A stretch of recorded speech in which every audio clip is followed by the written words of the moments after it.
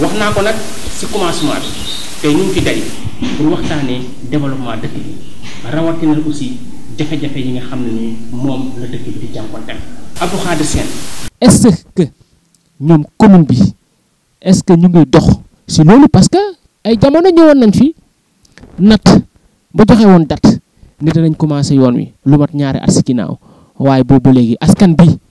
di ñu seetaan nii loo leen mën a wax. ndax municipalité bi dox na ci ndax doxu ci loolu question boo xamante nii la yaakaar naa jartul ñu koy poser ndax chaque jour ay nit waaxoo ci dëkk bi ñëw fii mairie ne leen suñ problème yoon yi ndax yoon bi dama koy wax tout le temps yoon bi c'est déplorable boo fa jaaree daaw ñëw naa gis naa ñoom Doudou Ndiaye am na quelques jeunes yu ma fi gis ne leen il faut que ñun ñu marche fëgg nañ mairie ne moom mënu koo defar état moo ko mën a defar mënuñoo jot ci état ci mairie lañ mën a jot wax nañ ba sonn mënuñ ko defar il faut que ñu programmer benn marche mais population Ndiébel ak niñ mel vraiment jot na aussi ñu yeewu xam ne marche ci droit la bokk suñu droit la am nañ droit def marche su kaw ñu gis loo xamante ni neexuñu ñu jaar ko fañ ko war a jaar waaye vraiment problème mu yoon bi moom Aziz muy mairie muy autorité ñëpp xam nañ ni ñun ñii di wax ak yow waxtaan nañ ci ak les personnes yi nga xamante ni ñoom ñoo nekk ñu ko war a dox saa yu ñu ci waxee vraiment liñ ci wax liñ ci mën mooy monsieur le maire yoon bi fu mu toll Ndiébel du yoon kese de dafa bëri peut-être di nga ci ñëw monsieur le maire yoon bi fu mu toll mu génnee téléphone am wala mu ne woo naa nangam loolu lañ ci mën léegi nag comme niñ ko waxee woon au début population bi am na ci seen part ci ñoom bu ko maire mënut a eggali ñu xool nan la ñuy def yan stratégie la ñuy teg ba loolu am na yenn dëkk yu bëri yoo xamante ni tey jii nii am nañ tali si niñ ko amee nekkul mairie ba moo ko fa def ci son propre gré déedéet dañ ko tordre la main pour mu def ko pourquoi pas Ndiébel ñun duñ regroupé wu même bu fekkee mairie bu doxu ci waxu ci buñ taxaw tey ji buñ taxawee télé mbala def benn intervention wala def benn point de presse boo xamante ni peut-être bu ay nit mën nañ koo dégg jàllale ko loolu mën nañu arranger donc maa ngi interpeller aussi population bi bu fekkee mairie bëgg koo def mbala mënu koo def mbala boo war a ko jàllalewu ko fi mu ko war a jàllale population Ndiébel maa ngi ci woo sama mbokk yi internet yi aussi ñu regroupé wu autour d'une table xool ban décision la ñuy jël pour ñu defar suñu yoon bi Aziz loolu daal moom moo nekk sama message bu may lancé te bëgg naa vraiment comme ni ko yeneen dëkk yi defee boolewu s'unir ndax suñu yoon bi ñu mun ko defar merci beaucoup. mooy Abdou Khadre Papa Dieng mairie nee na moom mënul defar dëkk yi état moo ko mën a defar rawatina ci maire ba nga xam ne nii occupé woon na des postes de responsabilité au sommet de l'état tey ku tuddoon état nga tudd ko mu dem ba ne moom mënul defar loolu est-ce que yow ànd nga ci kàddu yooyu. Abdou Aziz je pense que le problème du ndax ànd naa ci kàddu maire bi wala ànd naa ci kàddu mairie bi mais ñu xool ensemble comment faire pour suñu yoon bi mën a taxaw parce que nag man je parle en connaissance de cause je suis exploitant logistique et transport donc xam naa lan mooy njëriñu yoon ci développement dëkk. tey boo xoolee bi ñuy wax ci les impactés du Covid-19 da ngay xool ñu ne le marché de Diaobé bokk na ci marché yi gën a impacté ci manque à gagner ndax Covid-19 bi ndax lan amatuñ ñu ñëw parce que bi ñu arrêté luuma yi arrêté transport interurbain yi. nga xool ñu ne léegi ci question bi ñu weesu ñu ngi wax problème au partenaire pour mën a am marché alors que nous avons l'un des plus grands marchés hebdomadaires de la région de Kaolack mais malheureusement est-ce que ñu war a ñëw yëpp ñu ngi ñëw ndax yoon bu bon est-ce que tey. développement bi ñuy wax au moment où on parle d'agro-business et autres tey je vois des jeunes yoo xam ne c'est des jeunes leaders ils sont en ville mais bëgg nañu les week-ends ñu ñëw même am fi seen tool di ko arroser bu ñu fa ñëwee def samedi dimanche am fi tool dem delluwaat ñi bi mais malheureusement duñ ko mën ndax amuñu yoon bu baax ci la ñu ñëwaat nag ñu ne est-ce que mairie mën na ko defar wala mairie daf ñu ne mënu ko defar état moo ko mën a defar mais ñun étant une municipalité locale ñun ki ñu war a laajte compte mooy d'abord la mairie la commune bu fekkee ne commune bi mënul aussi ut ay partenaires pour ñu mën a defar suñu yoon bi waaye ku mënul ut partenaire pour marché xam naa dina xaw a jafe lool pour mu am partenaire aussi pour yoon bi léegi nag je pense que tey suñuy jotaay bii nii c'est déjà un début ab jéego la ci jëm ci lu xaw a mel noonu mooy que ne tey on a la chance d'avoir Ndiabel TV avec nous ak yeneen télévision yi nga xam ne dinañ ñëw jàpp ci ñu filmer ko wane ko dëkk bépp ñu xam ne une commune comme Ndiabel est-ce que mérité na am yoon bi nii une commune bu constituée de 28 villages am un marché hebdomadaire boo xam ne pratiquement je peux dire que Sénégal ñi ci bëri dañu fi ñëw di participer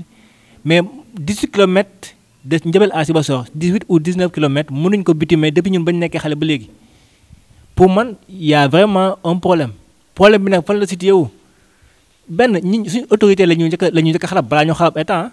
parce que pour man ñoom la ñu fal et ñoom peut-être am nañu accès ci sphère yoo xam ne ñun egguñu fa est-ce que ñu ngi wone que ne yoon bi bitime wuñ ko est-ce que ñu ngi wone que ne yoon bi baaxul daaw à un moment donné ci nawet bi yoon bi dem na ba dagg ñi jógee Dakar di ñëw mënuñoo jaar ñëw Ndiabel pour ñëw Sibassor il fallait ñu def un grand tour pour mën a dugg ci dëkk bi donc pour na ne c'est la seule sortie wala boog c'est l'une des sorties yi nga xam ne c'est officiel pour mën a génn dëkk bi donc yoon boobu pour man tey muy état muy commune bi muy région bi ñëpp a ci war a jàpp tey pour mu nekk parce que c'est dans l'intérêt de la commune parce que xaalis bi jógee bi ñëw ci kii bi tamit dafay dem trésor ci marché bi donc ñëpp a ci war a jàpp tey et pour man réseaux sociaux yi muy ñëpp ñi nga xam ne mën nañu dénoncer ak li président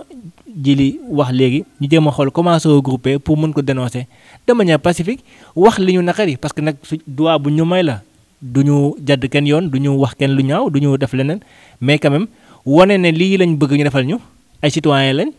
lii lañ bëgg ñu defal ñu suñu yoon loolu pour man am nañ ci droit et war nañ ci mën a dem buñ ci ñëpp jàppee incha allah jëfe naa dinañ ci am solution bu soobee yàlla. merci Papa Dieng yaakaar naa situation yoon wi Omar invité yi yëpp ku ciy wax rek da ngay déplorer mbir mi mu nekk mbir mu métti lool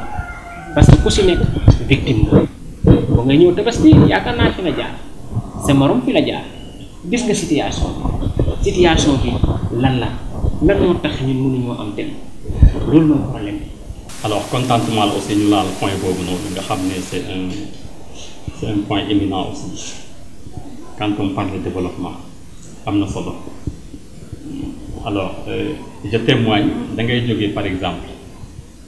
Dakar nga passe dem ba Kaolack tu fais pratiquement le triple de ce que tu as payé entre Dakar ak Kaolack pour egg si Ndiabel xam nga alors gis nga loolu dara gënu ko doon fléau surtout si loo xam ne par exemple ay genre fête yi la Tabaski y a tellement de dépenses yow sa déplacement rek si intervalle si distance boo xam ne c'est rien du tout alors pour parler de nécessité benn ñaar gis nga Ndiabel dafa nekk un carrefour xoolal région yi nga xam ne ñoo wër Ndiabel par exemple amul benn boo xam da ngay def plus de 20 kilomètres c'est égoïste dugg benn région nga xamante ne par exemple c'est tellement stratégique mais balaa nga wax une route coutumière mais dañu am maire boo xam dafa bokk ci mouvance présidentielle am un agenda tellement fort di participer par exemple n'est-ce pas comment ça s'appelle encore conseil des ministres et cetera di bokk ak le président avion di dem di voyager di yow n'est-ce pas te yow le président lance un programme boo xamante ne même à travers les pistes ruraux amul sax benn boo xamante ne dafa traversé Ndiabel nga bëgg a wax une mais loolu lan la est-ce que mos nga dégg ñu ne par exemple conseil des ministres lan lañ n'est-ce pas lu jëm ci loolu est-ce que mos nga dégg Ndiabel au moins participer na ci fal ay député mos nga dégg assemblée nationale nit di taxam di casse par exemple lu jëm ci n'est-ce pas cette part de Ndiabel pourtant Ndiabel dëkk bu mag la boo xam dafa former ay cadres yooyu war a mën a jóg tey ñu faciliter leen la possibilité ñu investir fii nii am cawarte aussi bu ñu ñëwee Dakar fii toog seen liggéey du yàqu parce que gis nga modernité daf ñu dab am na des choses yoo xamante c'est tellement essentiel donc nga war a mën a jóg ñëw à Ndiabel te sa liggéey du yàqu lan moo koy tax dafay fekk ne xëy na tu perds pas de temps pour ñëw fii nii dafay fekk ne y a certaines n'est-ce pas certains éléments nécessiteux du genre électricité ak yu demee noonu fii mënoo fi am sax débit kan moo fi wax ay mettre fii benn antenne boo xamante dina tax par exemple réseau de connexion bi dox si période bi ñu toll xam nga yooyu c'est un ensemble d'éléments yoo xamante ne bu fekkee mosoo dégg ñu koy débattre wala bu fekkee mosoo gis ne xes que benn une seule fois maire bi jóg pose un acte mais mënoo wax leneen lu dul franchement manque de volonté ça ne coûte absolument rien à ce que nga ne ki ngay àndal soxla naa bi boo ko defulee li lay jàppee mooy vraiment manque de volonté alors ni ñu koy fajee nag c'est à plusieurs formes gis nga tey jii nii dama yaakaar ci les gens ñu valoriser ko gis nga en termes d'électorat mën nañ fi peser bu dee au niveau national bi au niveau départemental bi régional war nañ mën a tey am capacité di poser les débats réalistes bu ñu def un choix ñu def un choix sur des personnes yu am vision yu am compétence yu am capacité doxal wax ñu au moins à un certain moment à travers un programme li la ñuy def au-delà du fait que le citoyen dafa am des droits absolus par rapport au mode de gestion des dégâts dégg tey bu ñu ne le développement comme ni ko tubaab waxee c'est l'ensemble des besoins n'est-ce pas aussi bien vitaux que créés kon kay yoon la tey ñun pour ñu dugg ci phase de développement bu réel ñun population ñu am éveil d'esprit xam ne dafa am droit boo xam c'est un droit absolu un droit de regard ci liy dox bu laajee ñu manifester dénoncer ko dañ ko war di def nañu laaj li nga xam ne mooy suñu droit ci doxalinu communauté nañu pousser ñi nga xamante ne c'est les autorités parce que quand même li ñu bokk bu fekkee ne ñun dañuy taxaw rek di seetaan ni lay continuer éternellement s'il y a aucune pression s'il y a aucune forme d'idée boo xamante dafay peser par rapport ak ñi nga xam ne ñoo gérer nii rek lay dem et je pense que l'heure est tellement grave il y a tellement d'intellectuels il y a pas que les jeunes ñëpp la ñu war a woo ñi nga xamante tey damay wax naan dañoo daw entre guillemets quoi dañoo war a fexe ñu ñëw fii à Ndiabel ñu toog porter le combat ensemble ni ñu xam ne y a de la crème à Ndiabel ñu jaay Ndiabel rien qu'à travers ce marché là xam nga da ngay wax le plus grand marché de la région dama naan le deuxième plus grand marché luuma national derrière Diaobé quand on parle que Diaobé impacté na si Covid on évalue à combien ay 4 milliards n'est-ce pas si je ne me trompe pas ça veut dire que Ndiabel naturellement il faut atteindre un chiffre tellement intéressant bu fekkee ne par exemple dañu nekk ci phase acte 3 de la décentralisation nga xam ne communes yi dañ leen gën a dooleel ci financement ak mode de gestion administration boo xam ne dafa libre et cetera alors dafa nekk yoon lu mel ni ay tali mun a valoriser luuma boobu noonu mu dugal xaalis ci dëkk bi ñu n'est-ce pas xaalis boobu noonu am fu mu féetee les besoins vitaux de la commune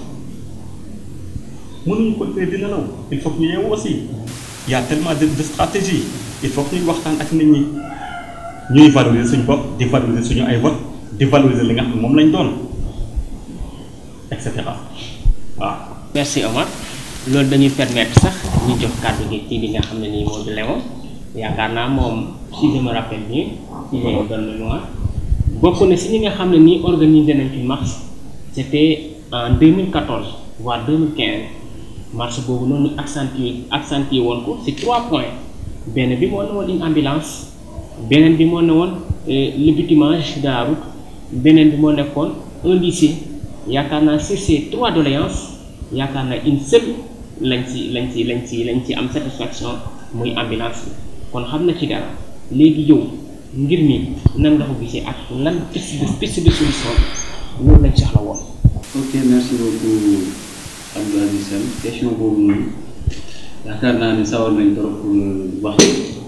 ndaxte yoon bi dafa doon loo xam ne góomu xol la fi mu ne nii ci képp ku dëkk ci commune Ndiabel gën na yaatu sax ci ñi dëkk ci commune Ndiabel ndaxte ñu ngi wax ci problème mu luuma bi du waa Ndiabel kese ñoom ñoo fi ne ñu bëri feneen la ñuy jóge ñëw ci luuma bi des fois da ngay wax ni sa gëj nga ñëwee bu ne la Ndiabel la léegi damatuma ko parce que seen yoon boobu dafa métti trop chaque jour ñu wax loolu noonu nit nag mënuñ wax développement te waxuñ infrastructure te loolu noonu te lii yaakaar naa dafa ci occupé part de responsabilité de yoon bi nag def nañ ci ay démarches comme marche boobu noonu ngay wax ñu ñëw fi initié woon ñu médiatiser ko sonnoon ci trop franchement initiative yu mel noonu aussi war nañ ko mën a lancer waat étant jeune waaw yoon bi nag dañ ci bokk ak beneen commune boo xam ne nii dafa nekk ci yoon bi ci biir démarche yi dama yaakaar ne war nañ mën a associé wu ak ñoom muy la commune de Dia yoon bi laal leen tamit loolu foog naa ne bu Ndiabel jógee Dia jóg ñu boole suñ doole dinañu permettre tamit ñu gën a am xëy na gain de cause jooytu bi newul ne ci maire bi rek la ñoo di jooy war nañ ko mën a jooy tamit au niveau de la région de Kaolack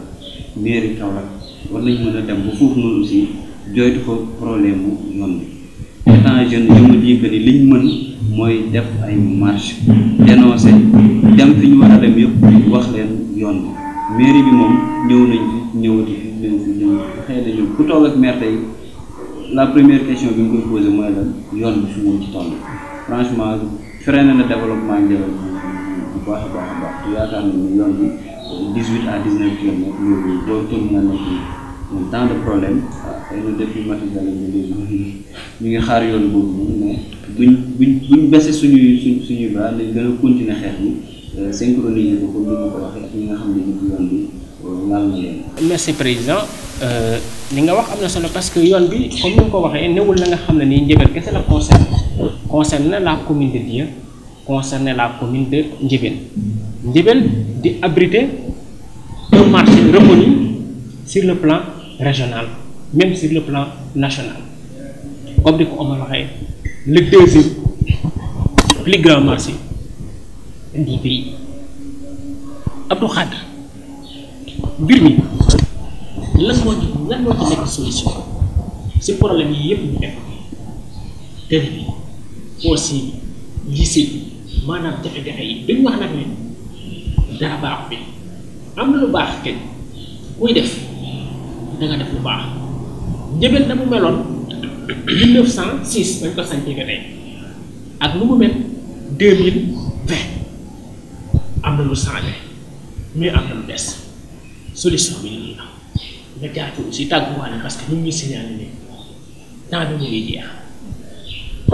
ok merci Aziz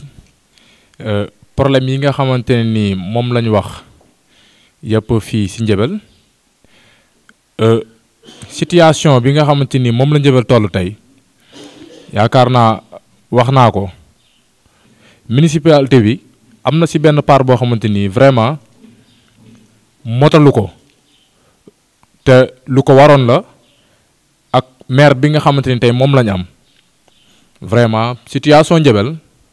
waroon naa romb fii yëpp si connaissance si diplomatie yaakaar naa suñu maire muy le maire Diène Faye waroon na avancer loo Ndiabel ak fi mu ko fekkoon waroon na ko dépasser loo stade bi nii donc problème bi mooy mairie bi nañ xoolaat seen taxawaay buñ demee boo war a wax vraiment dañoo war a wax ak mairie bi jot na ñu wax ak ñoom mbala ñu waxaat ak ñoom sax laay wax vraiment problème bi yëpp du ma blâmer kenn mais en personne le maire laay blâmer ndax si relation am si nga xam si ay relation la côté relationnel côté connaissance côté diplomatie maire dafay tukki maire presque def na international kon wartoon doon problème mu Ndiébel muy am problème mu tali wartoon doon problème mu Ndiébel muy am problème de marché wartoon am doon problème Ndiébel mu am problème jeunes yoo xamante ne amuñu emploi donc côté boobu noonu dama fi blâmer maire complètement mooy la municipalité defuñ seen liggéey ni mu waree. beneen côté bi mooy ñun ñi nga xamante ni ñoo nekk ci population bi nekk ay population ci dëkk bi te vraiment ku ci nekk war see dox war see wax ndax tey jii li ma sama benn grand di wax rek waroo di xaar ñu lay informer waaye da ngaa war a dox vers l'information donc tey jii boo déggee dara am na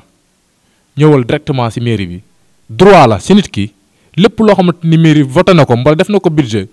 mu affiché ko fii nii mais une fois affiché wu ko yow droit la ci yow nga dem ba ci secrétaire bi laaj ko su bañee nag xam nga fi nga war a jaar donc population bi dañoo war a yeewuwaat te xam na dëkk boo koy doxal am na loo xamante ni war nga koo def buñ la dénkee dëkk am na loo xam ne daf laa war waaye yow mi ko dénk war na saa su ne ngay ñëw di ko saytu donc vraiment Aziz responsabilité bi gën a rëy ci affaire bi mairie bi la donc war nañu vraiment xoolaat seen taxawaay ba li nga xamante ni moom moo leen dese ci mandat buñ ci mënta réaliser dara tamit au moins ñu toog ak population bi xamal leen ne lii ak lii kat moom moo dugg ci xaalisu commune bi mbala lii moom lañ financé lii lañ dese donc vraiment Aziz maa ngi sant di gërëm sama confrères yi nga xam te ñoom ñoo fi nekk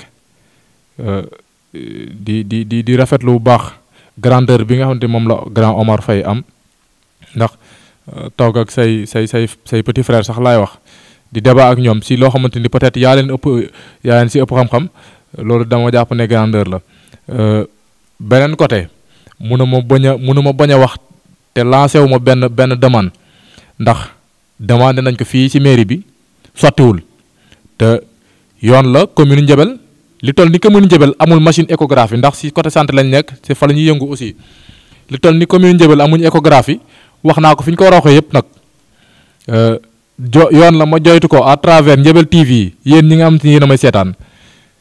ku ci am koo xamante ni partenaire la mbala doomu dëkk bi pare pour dimbali ñu vraiment suñu jigéen ñi buñ tolloo ci benn phase bi nga xamante ni dañuy nekk jigéen wérul ñu war a def écho seen biir yi vraiment dañuy paas ñu ci bëree bëri seen ëmb yi jañ ci la ñuy jaar yàqu am na aussi ñoo xamante ni dañuy déplacé wu jóge ko hôpital bu ndaw ñëw fii indi fi seeni machine mais dañ koy liñ koy kiyee dafa cher trop te Ndiébel du ci bénéficié wu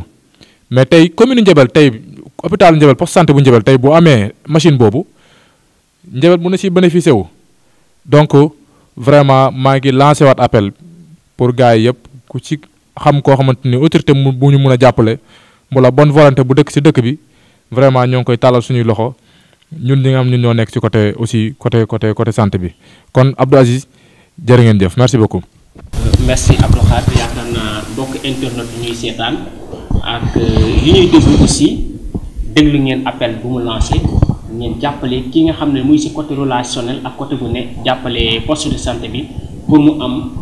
machine échographie parce que suñu rakk yi suñu yumpaañ yi suñu jabar yi ñoom ñoo fay dem kon ñu ngi leen di déglu Papa Diène yaakaar naa ne ñu ngi signalé ne temps bi jeex na soxla nañ ces solutions lu ñu fi waxtaanee yépp lan mooy solution bi nga jaar fi aussi tàggu ñi nga xam ne ni ñooy jàkkaarloog ñun di ñu seetaan à travers Ndiébel TV. d'accord monsieur le modérateur Abdou Aziz defe naa ne solution bi bokk na ci li ñu def muy toog waxtaane ko parce que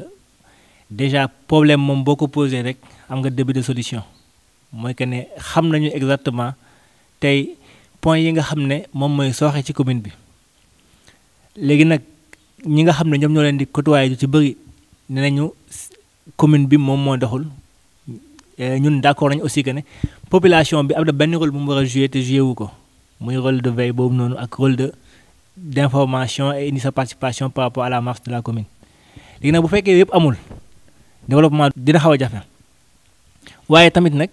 équipe lañu faloon ñu teg leen fi ay at tey bu ñu demee ba cappaandaw ga ñoom dañu war a def seeni bilan ne lii lañ def lii lañ fekkoon lii lañ def lii lañ def ñi leen wóolu woon mu teg leen fi bu ñu amee kóolute bu tax ñu ne da ngeen di poursuivre ñu poursuivre bu ñu gisul tamit loo xam ne tamit parce que nag nit de doo ko dënk sa alal liggéey ko normal nga bàyyi ko mu wéy ak moom pour man loolu tamit ci fula lay bokk ci fulay citoyen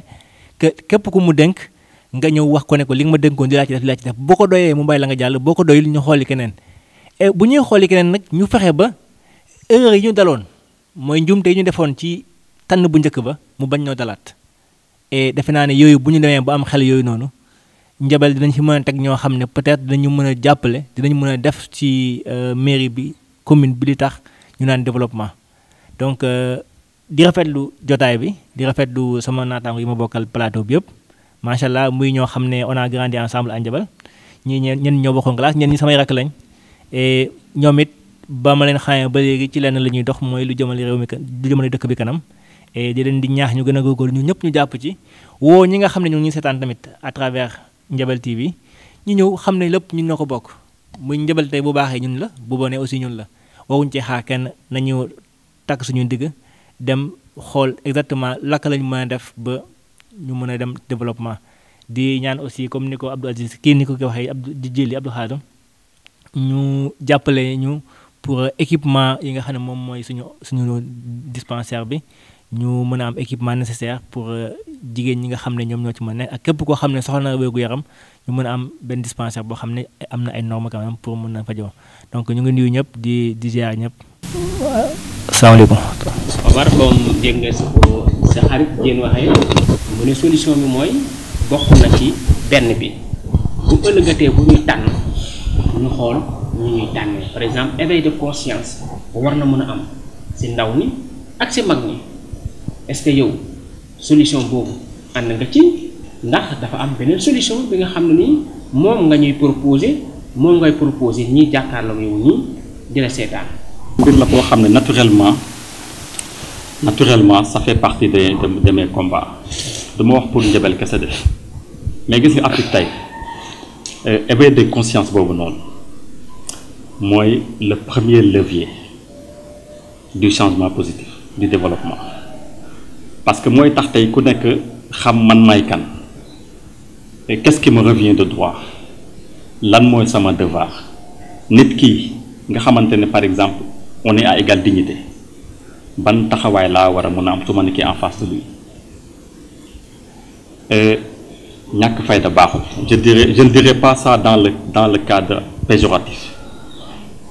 alors bu fekkee ne par exemple dañu bokk réew mi dañu bokk dëkk bi ñu dënk ñi alors ñuy doxal nañu am fulla ak fayda bu toll ni lii moomoo ko pour ñun la doxalin bi dafa war a sell nañu am capacité di natt xam nga cité nga la route cité nga affaire au lycée n'est-ce pas cité nga affaire dispensaire bi nga xamante ne ay citoyens ñoo si posé ay actes daaw jëlewuñ ci lu dul ay plainte c'est insensé c'est très insensé génnee sa xaalis sa poche dem pour jàppale une poste de santé di si jëlee ay plainte d'une autorité te mu nekkoon de son devoir du yoon population bi tey ñoo waroon di jóg ci cadre yu mel noonu bu fekkee ne dañu am lu ñuy laaj dañ taxaw laaj ko bu dee dafa am lu ñu war a leeral nañ ko taxaw ñu leeral ko dëkk bi ñu ñëpp ko bokk buñ taxawee seetaan croisé suñu ay loxo dafay yàqu éveil des consciences boobu noonu mës naa ci invité des gens bind ci defar ci ay TDR genre pour ñu càmbar ko ñu ñëpp xool corriger ko bu fekkee am na ay erreur ñu woo comme li may wax ñëpp ñi nga xamante tey dañu dëkk Ndiabel ñu fexe invité leen ñu ñëw effectivement ñuy def nii bu dul cadre émission ñuy def nii ci penc mi sax toog waxtaan xam nga bàyyi ay affaires yenn i parparloo yi xam nga yenn tirer profit n'est-ce pas ay satisfaire des intérêts personnels c'est des choses yoo xam ça dure que 2 heures de temps peut-être nga jënd ci benn c'est pas quoi tey mu rees pare na nga torox pendant 20 ans nañ bàyyi yooyu quoi nañuy poser les choses de manière réelle et réaliste. lan nga fan nga ñu bëgg a yóbbee fii la acca nañ dem jox ñu un programme, n'est-ce pas? Mais un bilan, ça se mesure à travers la santé, à travers des infrastructures, à travers l'éclairage public. xanaa ñee sax bu reeroon njëbal du feeñ. pin kaa ngi nii à 2 centimètres mënul am sax benn lampe bu fay tàkk. Ndiba ngi nii à 2 centimètres mais ana bilan bi alors? kon kay la vérité mooy l'incapacité, n'est-ce pas, elle est, n'est-ce pas, claire et nette. Nañu penser maintenant au futur. Commencer si ñun ku nekk ngay doxal li nga war a doxal. Fi ngay liggéeyee bu fekkee am na capacité nga apporter quelque chose, effectivement on fait des propositions. Capacité aider ay partenaires la, capacité mettre en place des projets là de développement, etc. am na solo. Suñ mbir la ñun ñëpp on joue les 10%, les 90% du mairie budget avec son budget, avec le marché, l'apport du marché, etc. Bah, mais ñu fexe ñu teg fi ñu ko war a teg ñu dem di rafetlu vraiment jotaay bi di si jégalu nag xam nga du ñàkk ay erreur du ñàkk ay excès quoi. Mais c'est naturellement l'homme. ñu ngi siy jégalu di am mbégte vraiment auteur waxtaan yi aussi gars yi vraiment dañuy am mbégte parce que njëbal bu fekkee am na, n'est-ce pas, des jeunes de cette qualité là ñu mën di, n'est-ce pas, porter la voix di éveiller nit ñi alhamdulilah nii bu continuer def dina changer positivement. di leen remercier bu baax a baax. Merci. Merci Omar, merci. Li nga wax aussi am na solo comme nu ko sa xarit waxee rek ba tey si ñu ñuy tànn ba tey solution la ak ku ci nekk fa nga nekk di liggéey aussi nga xëcc nga indi si dëkk bi loolu am na solo. Léon yaakaar naa réalisatrice mu ngi signalé di ñu bourser si temps bi parce que lu ci des bëriwul maanaam yow solution bi lan la en tant que aussi président association des ingénieurs pour le développement de Ndiébène lan mooy solution bi lan nga ñu mën a proposer nga wax ko jeunesse bi nga xam ne ñu lay seetaan nga wax ko aussi ñi nga xam ne nii ñoom ñoo ñuy déglu ñi nga xam ne ñoom ñoo ñu jiite nga jaar fa tàggoo. Merci beaucoup encore une fois Abdou Aziz. Comme ni ko Pape Dieng waxee solution bi moom lii bokk na ci toog def ay émission waxtaanee problème mu Ndiébène surtout ñetti problème yi nga xam ne nii ñu ngi fi muy le lycée mu nekk aussi le marché de Ndiébène mu nekkaat tamit la route ñett yooyu noonu foog naa ay priorité la yoo xam ne nii war nañ mën a am solution bi nag étant jeune lan la mooy que ni duñ bokk ci commune bi toog di xaar la mairie muy réaliser am na loo xam ne ñun ñoo ko ci war a def may lancer waat un appel à la jeunesse ñoom ñëpp ñu ñëwaat jàpp ci combat bi booloowaat surtout autour des associations nga xam ne nii ñoom elles sont apolitiques waaw bu ko defee ça sera un combat boo xam ne intérêt du ci am parce que débat politique yi aussi des fois bu ay priorité taxawee foog ñu tegee ko ne de côté booloo doon benn xeex li ñu war a xeex ay jeunes li ñu war a doxalee ñu taxawoo noonu commune bu Ndiébène yaakaar naa ne bu ci loolu amee danañ am liñ bëgg dama ci dolliwaat leneen nag muy électrification rurale bi da ngay ñun dañuy dox di génn di dem ci ay yeneen zone yoo xam ne zone yu gën a ruqewaat mais Ndiébène rek yaakaar naa ngay ñëw gis commune boo xam ne nii Ndiébène kese moom moo ci am électricité comme ni ko le grand Omar waxee Pinka bii nekk presque benn quartier ci biir Ndiébène niveau yoo xam ne jege nañ ñooñu ñi waroon a fekk du ñu waxati problème courant bu Pinka amoon Samba Boojoon mi ne ci ginnaawam facilement mën na am ñeneen am yooyu noonu aussi doon na ay problème yoo xam ne ni franchement comme occasion yu mel nii bu ñu ko amee foofu ñu toogaale aussi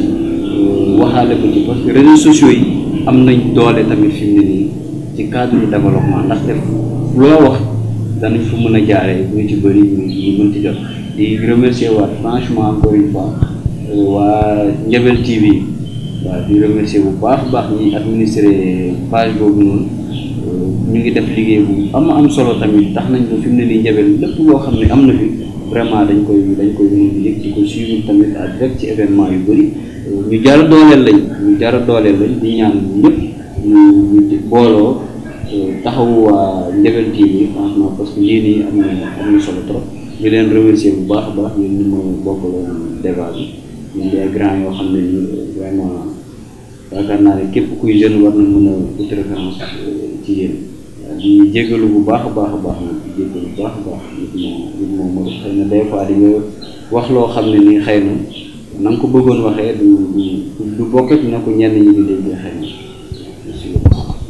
ñun waa Ndiabel TV ñoo am mbégte ak contentement di leen remercier parce que nu ma ko waxee woon ci commencement émission bi ku ci nekk dafa bàyyi yitteem ñëw wuyu si ñu te yaakaar naa buñ leen woowee pour ñu waxtaane développement dëkk bi dañ leen war a woo parce que gis nañ leen saay woo leen yeewoo yéen a ngi siy dox di si poser ay actes ñu ngi amoon mbégte di invité Abdou Khadre Sène comme nu ma leen ko waxoon ci commencement émission bi mu nekk président conseil communal de la jeunesse kenn dootu ko présenté di jox ci développement dëkk bi invité woon aussi ki di nga xam ne ni moo di Papa Diène Diop nekk un acteur de la société civile aussi nekk un jeune ba bëgg Ndiabel taxawu Ndiabel dox Ndiabel à travers les mouvements estudiantins à travers aussi les mouvements associatifs nekk aussi ki di nga xam ne c'est un membre dynamique nekkoon joueur ASC Cosaan ba tey mu ciy taxaw di ci dox Omar Faye nekk aussi un jeune un leader politique jouer ay actes poser ay actes yu concret yu am solo ci mouvement étudiantin université doon aussi ka nga xam ne nii taxawu na aussi ñi nga xam ne nii peut-être newutoon suñu génération mais génération ba nga xam ne fekkoon nañ ko université mu mënoon leen jàppale mu jàppale leen peut-être ñun amuñu woon chance boobu fekkoon ko foofu noonu mu am yenn possibilités yi jàppale ñu mais peut-être suñu aîné yam fekkoon peut-être am na fu mu jaar ak ñoom te moom aussi saa yu yeewoo mu ngi dox di wax ci développement Ndiabel di tëjee ki di nga xam ne moo di Léon Diomaye ci daal man ma xam ko bu baax mu nekk président aussi association des jeunes unis pour le développement de Ndiabel dox na ci développement Ndiabel fu ne wax na ci fu ne kon bu ñu leen invité dañ leen war a invité am contenté di leen gërëm di leen sant di remercier kii di nga xam ne moo di suñu réalisatrice bi bu ñaawul bi macha allah di remercier aussi suñu cameraman yi Mamadou Diouf ak Kara am mbégte ak contentement waa Ndiabel TV di leen jox rendez-vous ba beneen yoon jërë ngeen jëf merci beaucoup.